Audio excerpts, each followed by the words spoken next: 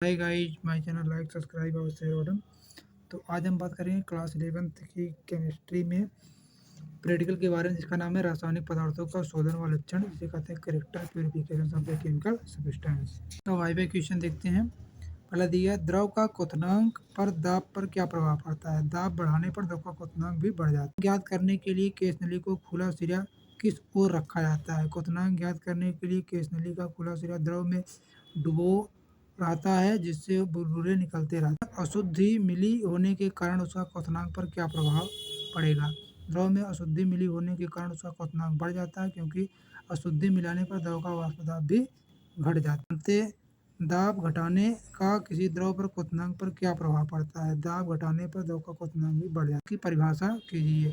क्वथनांक वह ताप जिस पर किसी द्रव का वाष्प दाब और उसके वायुमंडलीय दाब के तुल्य हो जाता है। इस ताप पर द्रव उबलने लगता है, इसलिए क्वथनांकरण क्या है। किसी पदार्थ को गर्म संतृप्त विलयन में विभिन्न विधियों द्वारा धीरे धीरे ठंडा करके ठोस पदार्थ को प्राप्त करने की प्रक्रिया क्रिस्टलीकरण कहलाती है। भिन्न भिन्न ठोस पदार्थों का गलनांक भिन्न भिन्न क्यों होता है। ठोस में गलनांक उसके अवयवी कणों के मध्य अंतर आणविक आकर्षण बल के निर्भर करता है। भिन्न भिन्न ठोस पदार्थों में भिन्न भिन्न आकर्षण बल होने के कारण उनका गलनांक भिन्न भिन्न होता है। क्या है। पदार्थ में शुद्ध पदार्थ को प्राप्त करने की प्रक्रिया क्रिस्टलीकरण है। ताप मापने के लिए थर्मामीटर का प्रयोग किस पदार्थ में होना चाहिए। 0 डिग्री से 360 डिग्री तक। पदार्थों क्रिस्टल प्राप्त करने के लिए पदार्थ में विलयन को पूर्ण वाष्पीकरण क्यों नहीं किया जाता।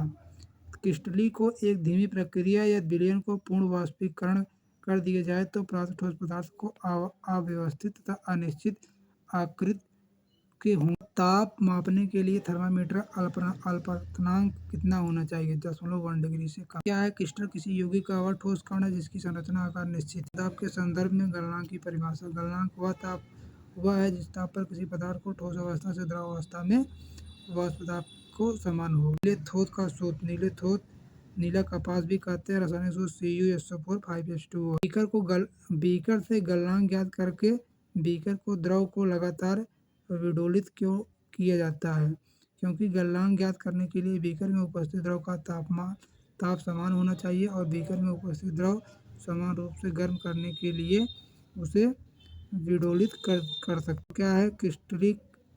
क्रिस्टलीकरण प्रक्रम को क्रिस्टल से अलग करने के बाद शेष द्रव जो बचता है मात्र द्रव कहलाता है। पदार्थ का गलनांक ज्ञात करना क्यों उपयोगी है। किसी पदार्थ का गलनांक ज्ञात करने से निम्न जानकारी होती है। अज्ञात पदार्थों की जानकारी हो जाती है। गलनांक निर्धारण द्वारा यौगिक का समअवयवी हो तो उसका पता लगाया। इसका सूत्र क्या है। K2SO4 Al2SO4 24H2O। गलनांक क्या है।